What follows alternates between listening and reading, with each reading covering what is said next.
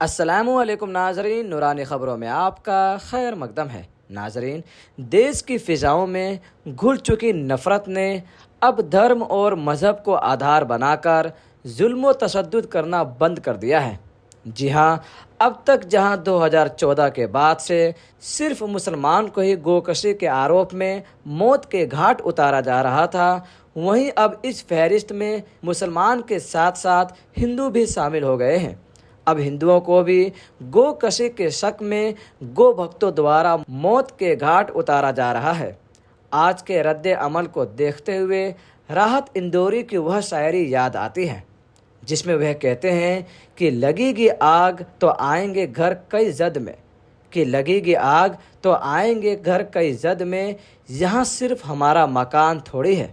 राहत इंदौरी साहब की ये 3 लाइन आज के दौर को बखूबी बयां करती है कि जिस तरह से आज से पहले मुसलमान पर हो रहे जुल्म तशद्दुद पर इंसानियत खामोशी अख्तियार किए हुए थे, हिंदू चुप थे कि हमें क्या, यह तो मुसलमान की प्रॉब्लम है। अब भला गोकशी में पकड़े जाएंगे तो मौत के घाट तो उतरे ही जाएंगे। गाय हमारी माता है और हमारी माता के साथ इस तरह का खिलवाड़ भला एक हिंदू कैसे बर्दाश्त कर सकता है। भले ही शक हो, लेकिन ये सब धार्मिक आस्था से इंसानियत की जान से कहीं ज़्यादा बड़ी थी।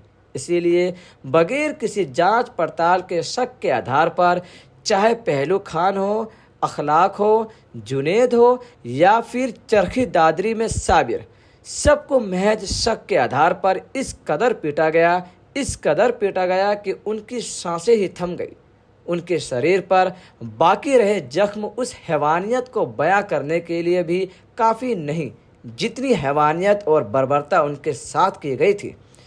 आज मीडिया हो, नेता हो या फिर कोई गो भक्त, किसी को भी असम के साबिर की मौत कोई बड़ी खबर या घटना नहीं लगी। हाँ, ये बात और है कि इस खबर को तरजीह देते हुए मॉब लिंचिंग और शक के आधार पर मार पिटाई और फिर इस दौरान हुई हत्या बताते हुए एक खबर का रूप तो जरूर दिया गया, लेकिन ये नहीं बताया गया कि किस तरह से देश में 2014 के बाद से लगातार इस तरह की घटनाएं अब आम हो चुकी है। यह हमारा मुल्क है जहां पर एक गाय की कीमत इंसान की ज़िंदगी से बहुत ज़्यादा है।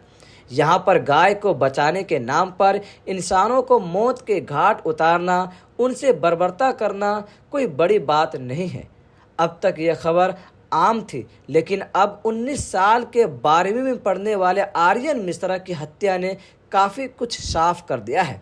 आर्यन मिश्रा की हत्या उन लोगों के लिए सबक है कि धर्म का नशा करने वाले नफरती लोगों में इंसानियत ख़त्म हो चुकी है, और जो लोग अब तक इनके तांडव में सिर्फ इसलिए चुप थे कि इनका हमला एक विशेष धर्म और संप्रदाय के लिए है, उन लोगों को भी अब इनके खिलाफ आवाज़ उठाना चाहिए।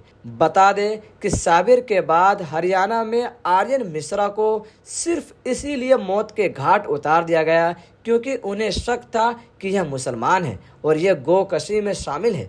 इसीलिए गो भक्तों ने, गो की सेवा करने वाले गोरक्षकों ने आर्यन मिश्रा को मौत के घाट उतार दिया। अब इस खबर पर चाहे नरेंद्र मोदी ने चुप्पी साधी हो, लेकिन AIMIM के प्रमुख और सांसद असदुद्दीन ओवैसी ने इस पूरे हमले के लिए हरियाणा की भाजपा सरकार को जिम्मेदार बताया है। उन्होंने बताया है कि किस तरह से हरियाणा में एक एक कर लोगों को गोकशी के नाम पर, गो मांस खाने के नाम पर महज शक के आधार पर मौत के घाट उतार दिया जा रहा है। किस तरह से गो से आस्था और श्रद्धा रखने वाले लोग भाजपा के राज में खुलेआम यमराज बनकर घूम रहे हैं, लेकिन वह तमाम लोग जो इन तमाम जुल्म तशद्दुद को सिर्फ इसीलिए सुनकर बर्दाश्त कर पा रहे थे कि ये एक धर्म, एक मजहब से जुड़ा हुआ मामला है। अब ऐसे तमाम लोगों को समझना चाहिए कि जब जंगली जानवर बेकाबू हो जाए तो उनका फौरन इलाज किया जाना बहुत ज़रूरी है। ठीक इसी तरह से गाय के नाम पर, आस्था को ठेस पहुंचाए जाने के नाम पर बेवजह किसी को भी मौत के घाट उतार देना कहीं से कहीं तक ना तो जायज़ है, ना ही हमारे देश के संविधान और ना ही इस पूरी दुनिया की इंसानियत इसकी इजाज़त देता है। ऐसे में हमें चाहिए कि हम हिंदू हो या मुसलमान हो, हम सबको ये चाहिए कि हम एकजुट होकर इस तरह के प्रोपेगेंडा से खुद को निकाल कर हमारे देश के माहौल को पुरसुकून करें। बहरहाल इस पूरी खबर पर आपकी क्या राय है, कमेंट कर ज़रूर बताएं। वीडियो को लाइक और ज़्यादा से ज़्यादा शेयर करें।